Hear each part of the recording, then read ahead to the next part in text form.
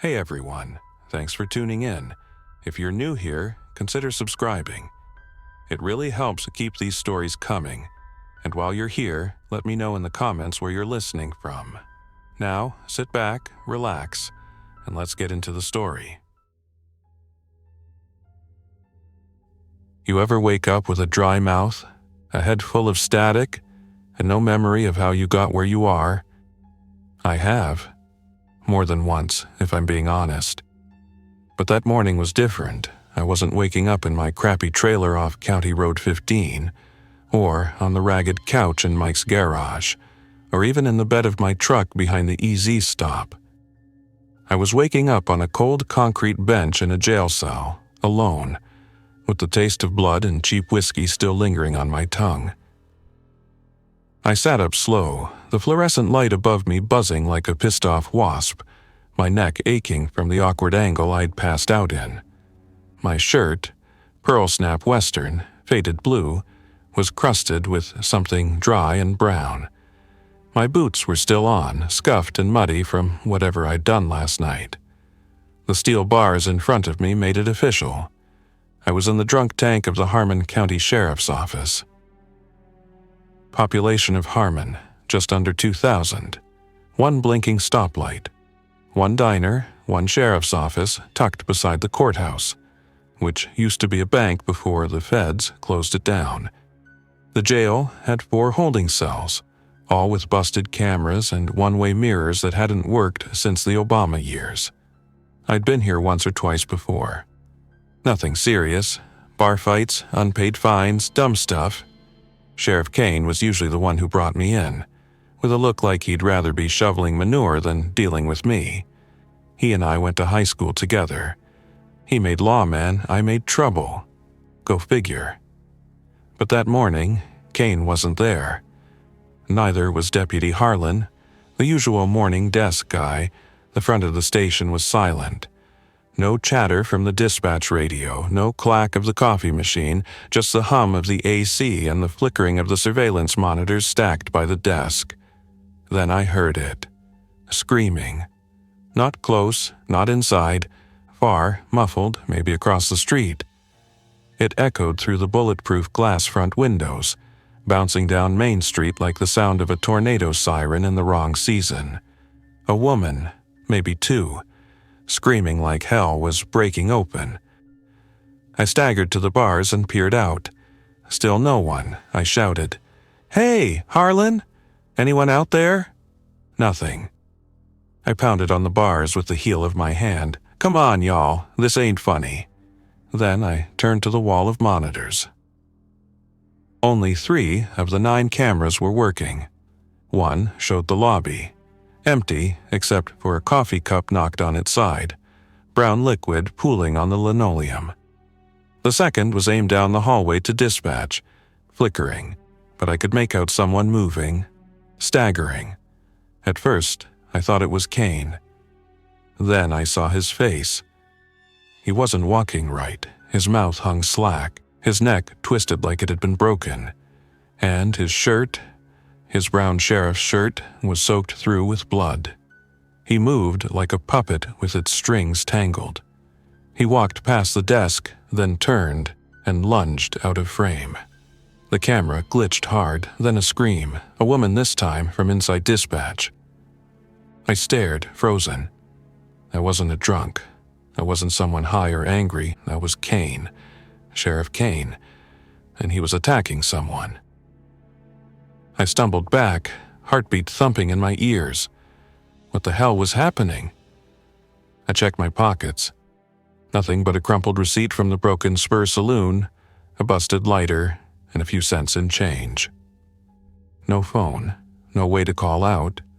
The steel bars were solid, welded shut, no keyhole on the inside. The call button next to the door had been taped over with duct tape, probably years ago. I started yelling again, pounding the walls. My voice echoed but got no answer. A few minutes later, the hallway camera glitched again. A new figure came limping into view. Blonde ponytail, pale blue uniform. It was Deputy Marla Quinn. She was bleeding from the shoulder. her right arm hanging limp. She moved like she'd been in a car wreck, but she was alive, breathing, human. I started shouting her name. "Marla! Quinn! I'm in here! Back cell!" She froze at the sound of my voice, then she turned slowly, eyes wide, unfocused. "Jesus," she whispered. "You're still alive?" "Yeah, no thanks to y'all. What the hell is going on out there?" Her eyes darted to the dispatch hallway. She hobbled toward the holding cells, fumbled with a key ring hanging from her belt, blood dripping onto the tile. "They're sick," she said hoarsely. "Something's wrong. They started biting people." "They?" "Kane, Harlan, Jamie from dispatch. I shot one, but it didn't stop." She reached my cell, trembling fingers trying to find the right key. Her hands were slick with blood. "Careful," I said. "You're hurt." "No time." Her breath hitched. "We need to get out. Radio's dead, phones too." The key slid in, clicked. The cell door creaked open. I stepped out slowly, unsure whether to hug her or back away. She looked like hell. Her badge was cracked, gun holster empty. "Where's your weapon?" She shook her head. "Lost it. Kane knocked it away. I ran." We made our way to the main office. I paused at the camera screens, now frozen. One, still image, showed Kane dragging Jamie across the floor. Another was just static. Marla opened a locked cabinet and grabbed a shotgun. Remington 870, police model. Pump action. She checked the chamber. Loaded, handed it to me. "You ever use one?" I nodded. "Hunted deer with my uncle, years ago." "Point and shoot. Aim center mass. If they keep coming, go for the head." "Jesus Christ, what the hell is this?" "I don't know," she said, voice cracking. "But it ain't just here. The radio before it went down, calls from Elk City, Woodward, Clinton. All bad, real bad." We pushed into the hallway toward dispatch. The air stank, metallic and foul like rotten meat in old pennies. Blood smeared the walls. Bullet holes pockmarked the far end. A trail of gore led into the back offices. Marla stopped by Harlan's desk, picked up a spare Glock, checked the mag. She handed me 2 extra shells. We moved slowly, ears tuned to every creak, every moan. At the end of the hall, someone moved behind the frosted glass. I raised the shotgun. Marla whispered, "Wait." The door swung open. It was a teenager, maybe 17, pale, shaking. Her hoodie was ripped, face streaked with tears. "Don't shoot," she cried, "please." Marla lowered her pistol. "Who are you?" "Maggie. I was at the front desk for a school ride-along. Kane said I could shadow him today." She collapsed into Marla's arms, sobbing. "They all went crazy. I saw them biting Jamie, tearing her apart. I hid under the desk. I didn't know what to do."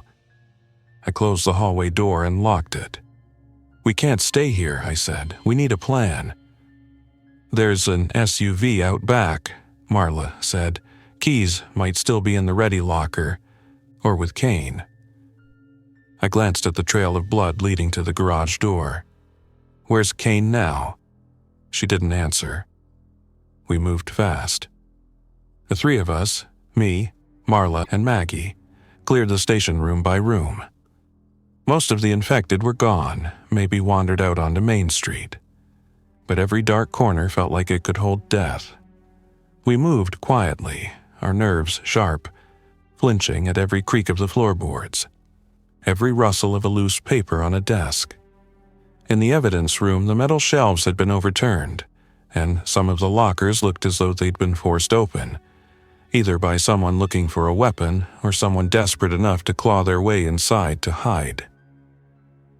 In one of the lockers, we found a bolt cutter, a few sets of zip-tie restraints, and a tactical flashlight.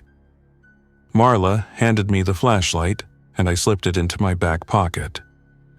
Maggie hovered close to the center of the room, eyes wide but saying nothing. She hadn't spoken since we left the hallway. She was still in shock, I figured.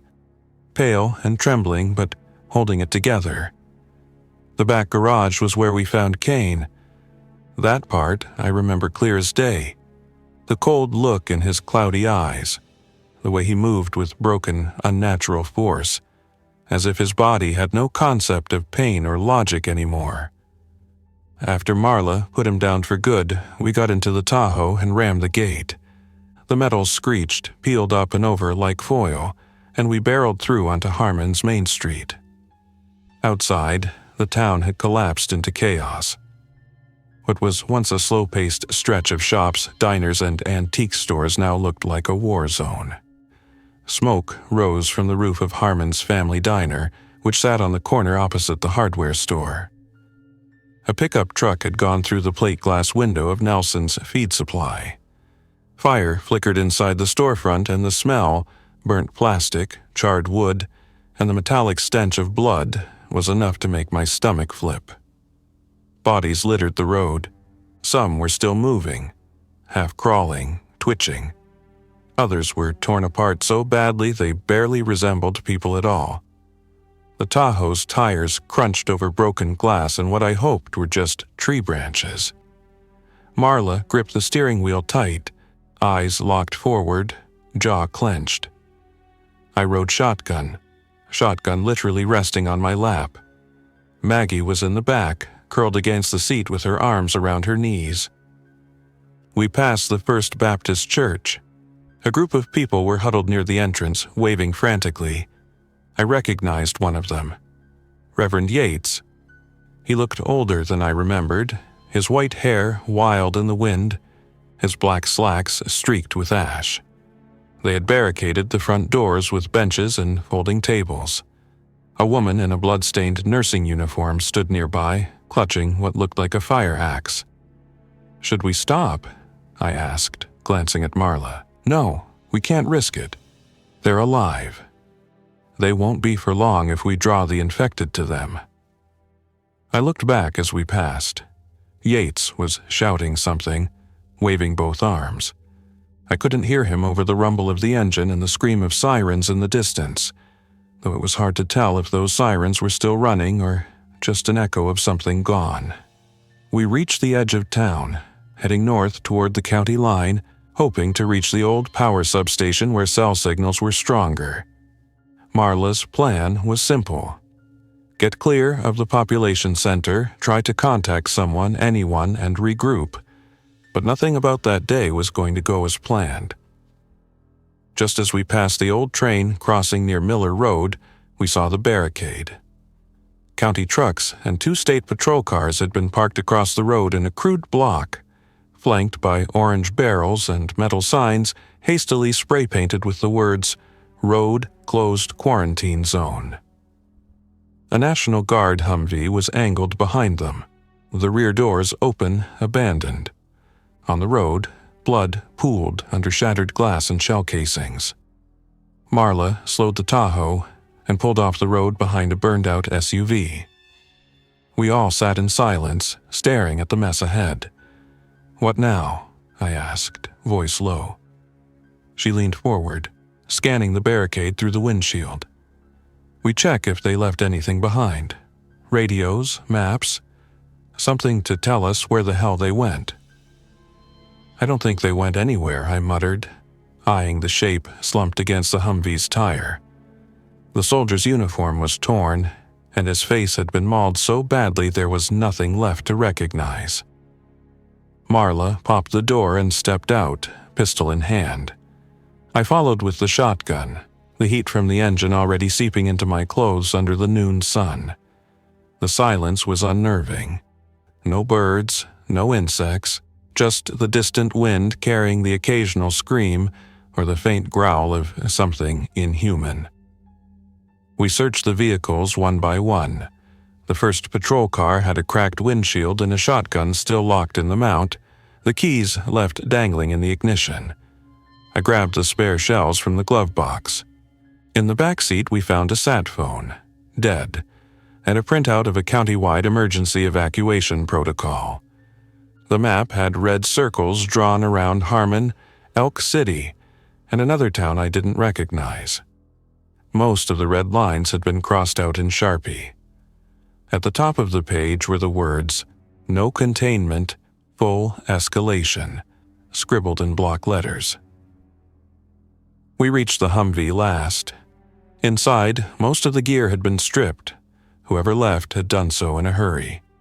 An M4 rifle sat across the front seats, its magazine empty. I checked the soldier's body for extra rounds, found none. His face had been eaten clean to the bone, but his hands were still gripping the handle of a radio pack. Marla bent down and tried the handset. Static. She adjusted the frequency dial, tried again. Nothing but hissing white noise. Behind us, Maggie sat on the Tahoe's hood, her face toward the tree line, watching for movement. She hadn't spoken a word since we left town. Then she stood abruptly. "There's something out there," she whispered. We turned. Across the ditch and just inside the edge of the woods, something moved between the trees. At first, I thought it was a deer, tall, fast, and quiet. But it moved wrong. Too fast. It stopped and stared straight at us. Then another shape appeared beside it, then another. "Back in the truck," I said. Marla didn't argue. She tossed the radio in the passenger seat, climbed behind the wheel, and I slammed the rear door shut just as the first of them charged the road. The Tahoe roared to life, gravel spraying behind us as we peeled out and raced back toward Harmon. The infected hit the barricade just seconds behind us. I watched through the rear window as they vaulted over the hood of a patrol car and tore through the area we'd just searched. We drove in silence for several miles, the sun creeping lower behind a blanket of smoke that now hung over the entire county. "There's nowhere safe," Marla finally said. "There has to be," I replied. "What about the high school? Storm shelter under the gym?" "It's not stocked. It was decommissioned last year. State budget cuts." "What about the old rail yard?" "Fenced," she nodded. "But there's no food, no water, no power." "What about your place?" She hesitated. "I live over by the lake, nothing but cabins. My place is small, but I have supplies. Generator, water barrels, hunting rifle." I looked at Maggie, then back to Marla. "Then that's where we go." Marla's cabin was on the south side of Lake Harmon, down a winding dirt road through thick pine forest. By the time we reached it, the sun was low and the smoke had turned the sky orange. The cabin itself was modest, a single-story log structure with a tin roof, a covered porch, and a detached shed in the back. Solar panels lined the roof and a rain barrel stood by the side. A hand-painted sign nailed to a post read, "Quinn's Trespassers Will Regret It." Inside, the cabin was clean but sparsely furnished. A wood stove sat in one corner, a propane fridge in another. The walls were lined with shelves of books, old police manuals, and a few hunting trophies. Marla locked the doors behind us and immediately started checking the windows, pulling down blackout curtains. I helped her load the hunting rifle, a scoped Remington 700, and placed it by the window that overlooked the road. Maggie curled up on the worn couch, silent, clutching a blanket that probably hadn't been washed in years, but she didn't care. She needed something to hold on to. I knew that feeling too well now. Everything familiar had burned away in a matter of hours. The jail cell I'd once cursed felt like a forgotten luxury compared to the tense silence that filled this cabin. Marla worked the generator while I lit a couple of oil lamps she kept in the pantry. We didn't want to risk turning on anything too bright. No telling what might be out there. I blocked the chimney flue to keep the light from escaping and watched as the small flame danced behind glass. The faint hum of the generator outside kicked on, followed by the low creak of the fridge regaining power. A welcome sound, but temporary. Fuel was limited. Marla came in wiping her hands on a rag, Her expression hardened but exhausted. She moved to the kitchenette and opened a cabinet, revealing a small battery-powered Midland emergency radio. She slid it onto the table, clicked it on, and started scanning through the frequencies. Static met us on every channel, interrupted only by the occasional pop of interference or the faint hiss of dead air. She skipped AM, cycled through FM, and then paused on a band I hadn't heard in years. Ham frequencies. "I used to help the SAR team monitor these during bad weather," she muttered. "Flood season especially." We sat in silence for a few minutes, letting the radio scroll through one long arc of nothing. Then, just as we were about to turn it off, a weak voice cut through the static. Male, raspy, almost swallowed by the background hiss. "To any surviving units, this is Ranger Daniel Cordell, United States Forest Service, stationed at Mount Harmon Fire Lookout. We've secured the tower. Minimal supplies. Repeat. Tower is secure. We have visual contact with several infected in the valley. No communication with dispatch since 0800. The signal broke, crackled, then repeated, barely audible. Marla leaned forward. "That's about 15 miles out. In the range, no roads go all the way. You have to hike the last 3. I sat up straighter. If he's still alive, that means someone up there's got power and elevation. And maybe better comms," she added. Maggie stirred on the couch but didn't lift her head. I wasn't sure how much she was processing, but I didn't want to pressure her to talk. Everyone was dealing with this in their own way. We copied the frequency and left the radio on low volume in the background. Over the next hour, Cordell's message repeated 3 times. Same words. Same desperation under the military calm. We didn't hear any responses, which meant either no one was answering or no one else was left to respond. By midnight, the sky outside had turned a deep charcoal. Smoke hung low over the tree line, drifting like fog between the hills. The alarm string Marla had rigged gave us a sliver of peace of mind, but it was a thin comfort. I volunteered to take first watch, since I figured I'd be too wired to sleep anyway. She gave me a nod and disappeared into the back room to rest. Maggie never moved. I wasn't sure if she was asleep or just hollowed out inside like the rest of us. I sat by the front window, the Remington across my lap, eyes scanning the moonlit road that cut through the trees. I kept thinking about the church, the group outside, the look on Yates's face when we drove past. I hated myself for not making Marla stop. But I couldn't argue either. We were alive. That had to mean something. A branch snapped outside, sharp and deliberate. I killed the lamp with a twist and crouched by the window. Another snap. Closer. Then silence. I peered out between the blackout curtains, heart hammering against my ribs. Just trees. Just shadows. Then I saw it. A figure stepped out from the edge of the woods, moving slow, almost cautious. I raised the rifle, finger just shy of the trigger, but something gave me pause. The way it moved, shoulders slumped, but not jerking, not shambling. It didn't have the erratic, predatory glide the infected had. It walked upright, wary. I kept the rifle trained as it moved forward into the open moonlight. It was a man, maybe late 20s, dressed in worn jeans and a Carhartt jacket.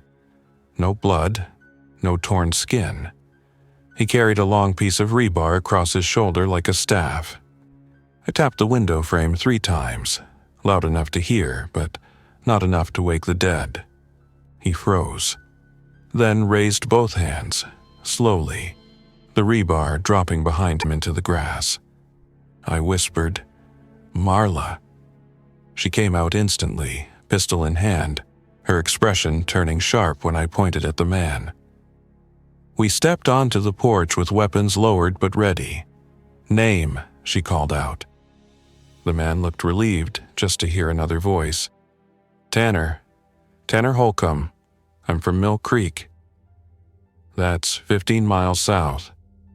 He nodded, shivering. "I've been walking since yesterday. The roads are clogged. I've been dodging those things through the woods." "Are you bitten?" "No, I swear, I've been careful." Marla didn't move. "Lift your shirt." He did. No wounds. Just dirt, a few bruises, and ribs that looked like they hadn't seen a meal in days. "All right," she said. "Come in slow." We brought him inside, locked the door, and handed him a bottle of water. He drank like he'd been stranded in the desert, barely pausing to breathe. Then he sank into a chair and closed his eyes like it was the first safe moment he'd had in days. I leaned against the wall, watching him. "What's it like south of here?" "Worse," he said between sips. "Mill Creek's gone. I barely made it out. My wife?" He stopped, swallowed, then shook his head. "She didn't. I tried to stay, tried to fight, but it was like they kept coming in waves. Fire didn't stop them. Nothing did. I saw the National Guard convoy get overrun at the junction. After that, I started moving north." Marla exchanged a look with me. "We're heading to the fire lookout," she told him. "Guy up, there's got power and maybe a working radio, could be our best shot." "I'll go with you," Tanner said without hesitation. "You're sure?" He met her eyes. "I've got nothing left behind me." By dawn, we were packed and ready. We left most of the supplies behind. No room for luxuries. Canned goods, water, ammo, flashlights, the radio, and a bolt cutter. Marla had topo maps of the national forest stashed in a binder, and she plotted a route that would take us cross-country, avoiding the highways. The last part would require us to climb about 1,400 feet over rugged terrain to reach the fire lookout. We loaded the Tahoe as far as the first logging trail allowed, then ditched it behind a ridge, camouflaged under a few old tarps and branches. From there, it was boots on the ground. The forest swallowed us fast. Pines closed in on both sides, the air cooler and heavier with each step. Birds chirped occasionally, but it felt forced, like they didn't really believe they should be singing anymore. By midday, we reached a wide clearing where we stopped to rest. Maggie was stronger than she looked. She hadn't complained once, just kept pace with us, quiet and determined. Tanner took point with a rusted machete we'd pulled from the cabin shed. He didn't talk much, but he kept checking the tree line like a man who'd learned to expect the worst at every turn. We ate quietly, peanut butter and crackers, and refilled our water from a creek running clean over stone. We filtered it through a life straw Marla kept in her pack. That's when the air changed. It was subtle at first. A drop in temperature, a stillness in the wind. Then came the sound, distant but unmistakable. A chopper. Marla stood up, scanning the sky. "East," she said. "Over the ridge." I strained to listen. There it was again, a military rotor.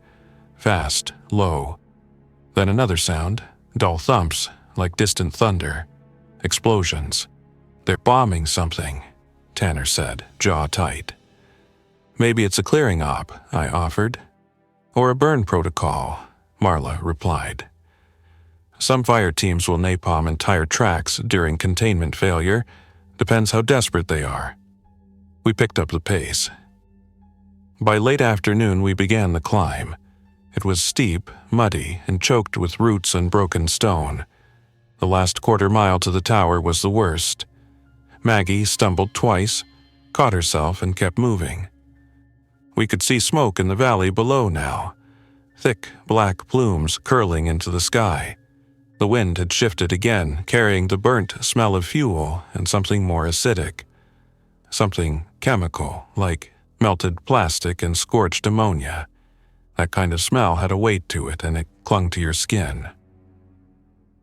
By the time we reached the fire lookout, my legs felt like wet cement and my breath came in ragged bursts.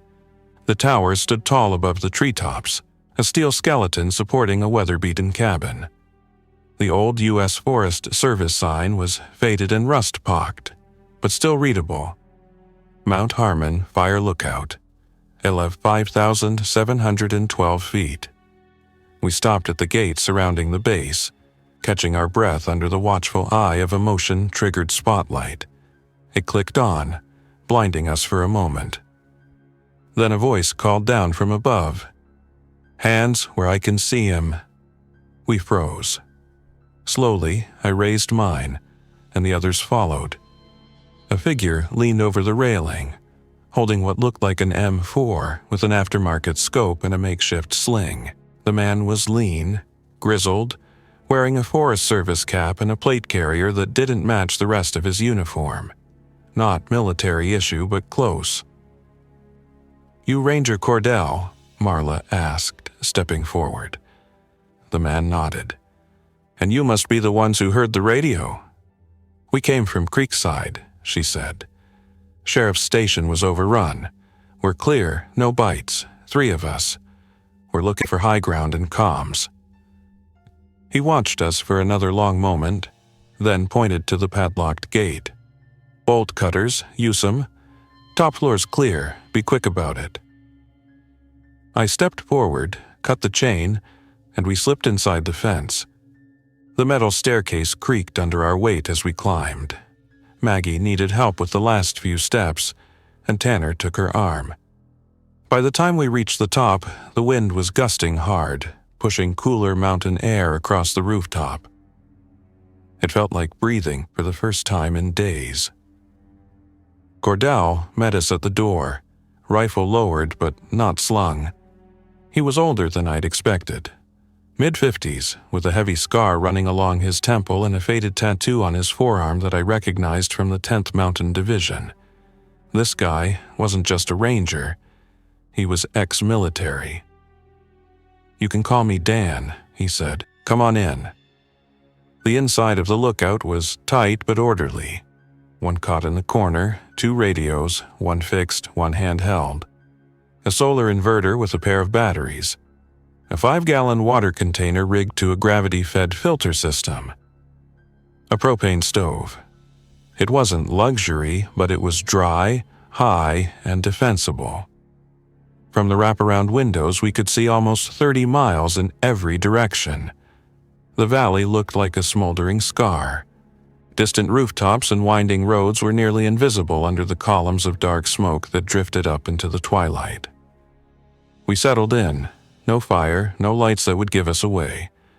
Just the hum of solar batteries charging in the corner, and the occasional gust of wind rattling the windows. Cordell gave us the rundown while Marla checked his gear. He'd been stationed at Mount Harmon since early spring as part of a new wildfire risk initiative. Normally, he rotated with another ranger, but the second hadn't shown up for weeks. When the initial news about the outbreak hit, some chatter about an airborne rabies variant on shortwave, he'd hunkered down. Then the internet cut out, and the sat phone failed. The last official call he'd gotten was from the regional office in Redding, telling him to remain on site and observe. After that, silence. "I've seen groups in the forest," he said, "moving like animals, hunched, hunting. Not just people either, deer, coyotes, anything alive. They tear it apart." "How are you still alive?" Tanner asked. Cordell tapped the rifle. "Discipline, altitude, and no damn mercy." Marla joined him at the main radio, pulling out the frequency list from her pack. Together, they tried cycling through military, emergency services, even aviation bands. It was mostly static. The occasional emergency beacon still blinked on NOAA bands, but they were automated, echoing old evacuation orders. Nothing live. No aircraft overhead, no ground control, no response. Night fell fast. We took turns watching the tree line through binoculars. The infected didn't climb well, not ladders, not stairs, but we didn't want to take chances. Cordell pointed out landmarks. The main road leading to Mill Creek. a river that cut west toward a dam. He said he'd seen a small convoy moving along the river days ago. 3 trucks, blacked out, no lights. Could have been military, he said. Or raiders. That word hung in the air like poison. We all slept in shifts. I got the graveyard shift just past 3 a.m., when the wind had died and the smoke drifted closer to the tower.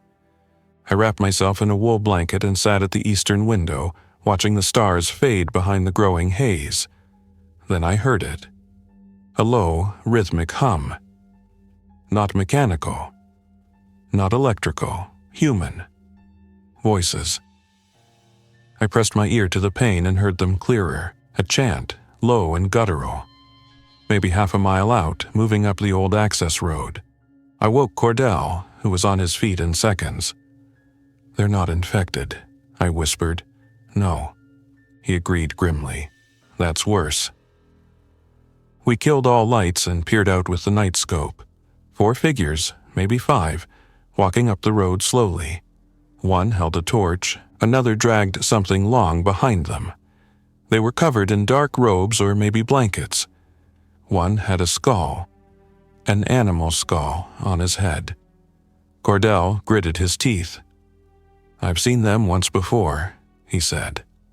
Group came up from the old survivalist compound east of here. Real, off-grid types. Doomsday cult, maybe. They left offerings at the base of the tower, ropes, bones. I warned them off. "What do they want?" I asked.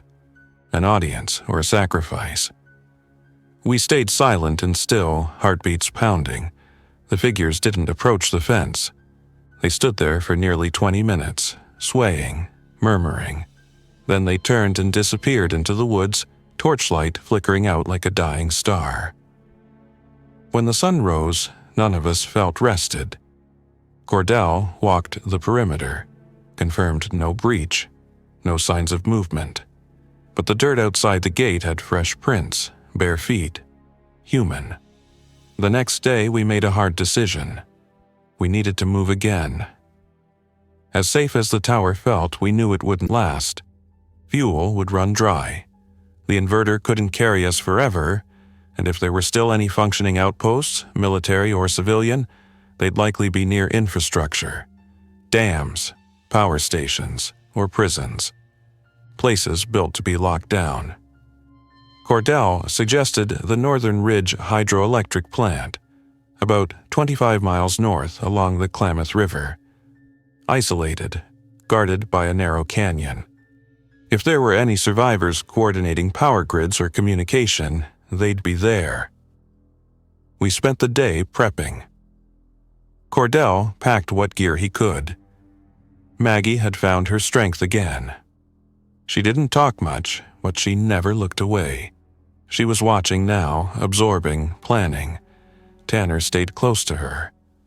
I don't know if it was protection or something else, but it was something solid in the wreckage of everything else.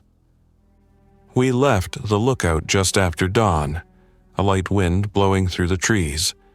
The sky stained pale orange through layers of smoke. The road ahead was long and full of risk, but it was the only direction left that felt like forward. And I'd be damned if I was going to survive all this just to fade out on a mountaintop while the world turned to ash below me. As we descended the ridge in single file, weapons drawn and ears sharp, I thought again about that first morning. The jail cell, the screams, the flickering monitors, and I realized something. Survival wasn't just luck, it was motion. Keep moving, keep breathing. Don't give the dead anything to feed on, not your flesh and not your fear. We disappeared into the forest, and the world behind us kept burning.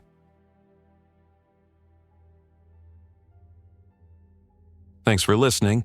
If you enjoyed this story, don't forget to like and subscribe. Your support keeps these creepypastas coming. Until next time, stay alert, stay safe, and never ignore the feeling that something is watching.